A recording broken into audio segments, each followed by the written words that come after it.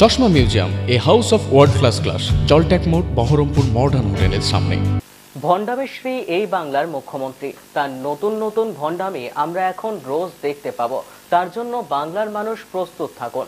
বুধবার বহরমপুরের সাংবাদিক বৈঠক থেকে তোপ প্রদেশ কংগ্রেসের সভাপতি অধীর চৌধুরী বলেন, বাংলার 100 দিনের কাজের টাকার জন্য আন্দোলন নেই, আবাস যোজনা নিয়ে কোনো আন্দোলন নেই। এনআই নাকি বিজেপির কাছে টাকা খেয়েছে, আর এ নিয়ে দিল্লিতে চলে গেল তৃণমূলের আন্দোলন। শাসকের নির্দেশ প্রশ্রয় আছে বলে ইডি এনআই এর ওপর হামলা চলছে, অভিযোগ অধীরের। তাছাড়া করবে কি করে? শাসকের প্রশ্রয় না থাকলে, নির্দেশ না থাকলে সিবিআই, ইডি, এনআইয়ের উপর হাত তোলা তো সম্ভব নয়।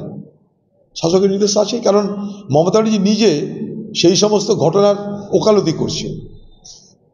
মমতা ব্যানার্জি নিজে সেই সমস্ত ঘটনার ওকালতি করছে, আবার আন্দোলন করতে দিল্লি পাঠিয়েছে।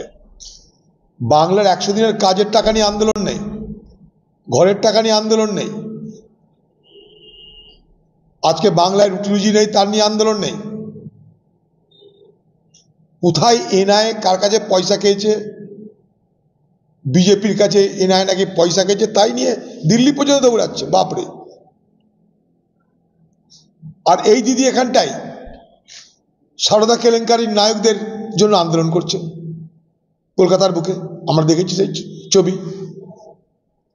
তাই ভণ্ডামির এই রাজত্বে ভণ্ডামি দেখতে দেখতে আমরা অভ্যস্ত। নির্বাচনের আগে আরো ভণ্ডামি আমাদের দেখতে হবে। ভণ্ডামি শ্রী বাংলার মুখ্যমন্ত্রী মমতা ব্যানার্জি, তার ভণ্ডামি দেখার জন্য বাংলার মানুষ আপনারা প্রস্তুত হন। নতুন নতুন ভণ্ডামি দেখতে পাবেন। আর তো কোনো কথা হবে না, এ বাংলায় শিল্প নেই তা নিয়ে কথা নেই, এ বাংলায় রুটি রুজি নেই তা নিয়ে কথা নেই, ভারতবর্ষে বেকারের সংখ্যা স্বাধীনতার পর সব থেকে বেশি হয়েছে তা নিয়ে আলোচনা নেই, শিল্প নেই এ বাংলায়, শিক্ষা নেই, স্বাস্থ্য নেই, কোনো আলোচনা নেই। এ বাংলার গ্রামে গ্রামে অভাব হাহাকার বাড়ছে, স্বাস্থ্য ব্যবস্থা ভেঙে পড়েছে, সারা বাংলা জুড়ে অরাজকতা, তা নিয়ে কোনো আলোচনা নেই। আমার আপনার ভবিষ্যৎ কি তা নিয়ে আলোচনা নেই, পরিযায়ী শ্রমিকদের ভবিষ্যৎ কি আলোচনা নেই, মানুষের কথা নিয়ে কোনো আলোচনা নেই। নির্বাচনের আগে এর আগে আলোচনা হয়েছিল কি সিএ, এনআরসি, তার আগে আলোচনা হয়েছিল কে জয় শ্রীরাম বলবে আর কে জয় শ্রীরাম বলবে না। এখন এনআই, সিবিআই, ইডি। মানুষের সমস্যা থেকে দিদি আর মোদি নজর ঘোরাতে পরিকল্পিতভাবে এই সমস্ত অবান্তর তথ্যকে সামনে নিয়ে এসে সেটাকে বিশ্বাসযোগ্য করার চেষ্টা করছে, যেটার সঙ্গে সাধারণ মানুষের কোনো সম্পর্ক নেই। আমি সাধারণ মানুষের পক্ষে কথা বলতে চাই।